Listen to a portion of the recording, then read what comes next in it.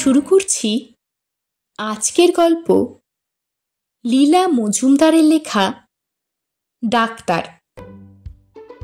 পৃথিবীতে, আর শুধু পৃথিবীতে কেন, আমাদের নিজেদের চারিদিকেই যত মজার ঘটনা ঘটে, অন্তত যত মজার ঘটনা ঘটেছে বলে শোনা যায়, বলা বাহুল্য তার সবটুকু আকাট বাস্তব নাও হতে পারে। সে সমস্ত যদি সংগ্রহ করে একের পর এক বলা যায়, তাহলে বোধহয় দুনিয়ার সব রাগ, দুঃখ, হতাশা, ক্ষোভ, খেদ, বিফলতা অন্তত কিছুক্ষণের মতো দূর হয়ে যায়। সেই বা কম কি? যেমন দ্বিতীয় মহাযুদ্ধের সময় কে যেন একটা মিলিটারি গল্প বলেছিল, সেটার কথাই ধরা যাক। এক বেচারা সেপাইয়ের বেজায় দাঁত ব্যথা, খেতে পারে না, ঘুমোতে পারে না, যুদ্ধ করা দূরে থাকুক, শেষ পর্যন্ত কাপ্তানের কাছ থেকে ছুটি আর অনুমতিপত্র নিয়ে গেল ডাক্তারি বিভাগে। সেখানে গিয়ে দেখে মিলিটারি ডাক্তার মহা চোটে আছে। এত বেশি রুগী, এত কম সময়। ডাক্তারের সহকারী, সেও এক মিলিটারি ভদ্রলোক। তিনি ছুটে এলেন, আহা, এখানে না, এখানে না, যাও পাশের ঘরে গিয়ে কাপড় চোপড় ছেড়ে রেডি হয়ে থাকো, নাম ডাকলে এসো, আমাদের সময় বড় কম। সেপাই বলল, কাপড় ছাড়বো কেন, আমার তো দাঁত ব্যথা। সহকারী তেড়ে বললেন, বাজে বকো না, যা বলছি তাই করো, তাই নিয়ম।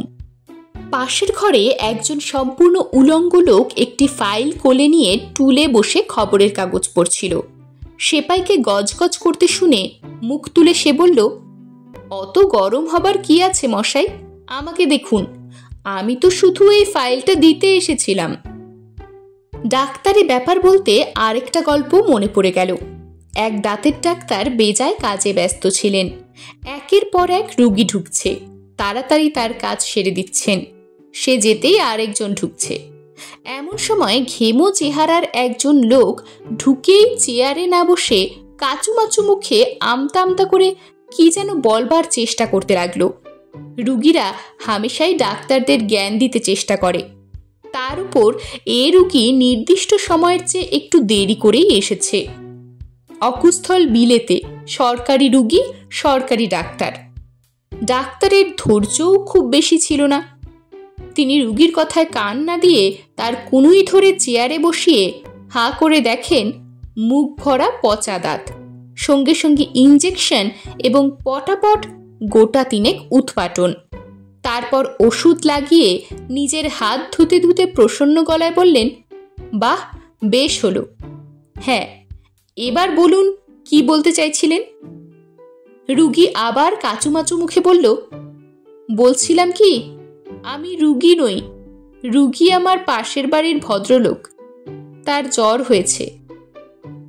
মাঝে মাঝে ডাক্তাররা এমনই বেজায় ভালো হন যে হাসি পায়।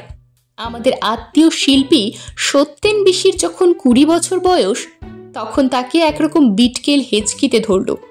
সে আর কিছুতেই যায় না। 3 দিন ধরে সমানে চলল। সব রকম টোটকা ওষুধ চেষ্টা করা হলো।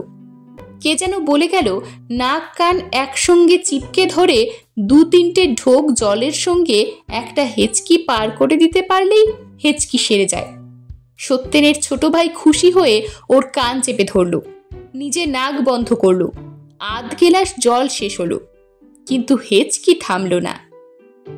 হঠাৎ চমকে গেলে নাকি হিক্কা বন্ধ হয়ে যায়। সত্যেনের বন্ধুরা যখন তখন ঘরে ঢুকে সম্পূর্ণ মন গড়া বিভৎস সব খবর এনে দিতে লাগলো। শুনে সত্যেন আতকেও উঠতে লাগলো, কিন্তু হিক্কা গেল না। শেষ পর্যন্ত ওর সাহসী মাও কাঁদতে বসলেন। আমি বরাবর জানি, যে হেঁচকি থামে না সেই মানুষের শেষ হেঁচকি। এমন সময় 3 তলা থেকে ওদের 85 বছরের বাড়িওয়ালা নেমে এসে বললেন, শুনলাম হেঁচকি থামছে না, বলেন তো একবার চেষ্টা করে দেখতে পারি। ভদ্রলোক বহুকাল অবসর নেওয়া সিভিল সার্জন, একসময় খুব নাম ডাক ছিল। সত্যেনের মা হাতে চাঁদ পেলেন। কি ওষুধ লাগবে বলুন, আনিয়ে দিচ্ছি। ডাক্তার বললেন, বেশি কিছু লাগবে না, শুধু একটি ছোট্ট পরিষ্কার তোয়ালে। তার আগে হাত ধোবো। হাত ধুয়ে তোয়ালে নিয়ে ডাক্তার সত্যেনকে বললেন, দেখি বড় একটা হা করো তো বাবা। থাক থাক, উঠতে হবে না। সত্যেন শুয়ে শুয়েই হা করল। সঙ্গে সঙ্গে হাতে তোয়ালেটা জড়িয়ে টপ করে ওর জিভ ধরে ডাক্তার ওকে টেনে বসিয়ে দিলেন। ওর মনে হলো শেকড় বাকড় শুদ্ধ জিভ বুঝি উপড়ে এলো। ব্যথার চোটে উ করতে করতেই টের পেল যে হেঁচকি একেবারে সেরে গেছে। আরেকবার হাত ধুতে ধুতে খুশি হয়ে ডাক্তার বললেন, 60 বছর আগে লন্ডনের গাইজ হসপিটালে আমার মাস্টারমশাই এই নিয়মটা শিখিয়ে দিয়েছিলেন। এতকাল পরে পরখ করে দেখবার একটা সুযোগ পাওয়া গেল। আচ্ছা, অনেক ধন্যবাদ। এরকমই আরও সব গল্প পেতে চ্যানেলটিকে সাবস্ক্রাইব করে দেবেন। আর গল্পটি যদি ভালো লেগে থাকে তাহলে লাইক, শেয়ার আর কমেন্ট করে দেবেন।